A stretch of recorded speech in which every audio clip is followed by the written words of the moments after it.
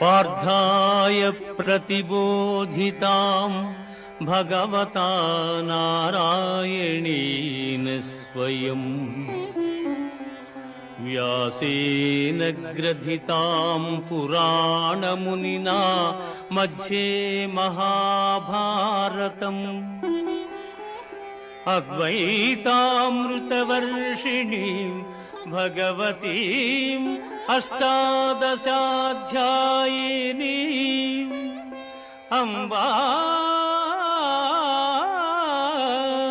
త్వామనుసందధామి భగవద్గీతే భవద్వేషిణీం భగవద్గీతే భవద్వేషిణీం.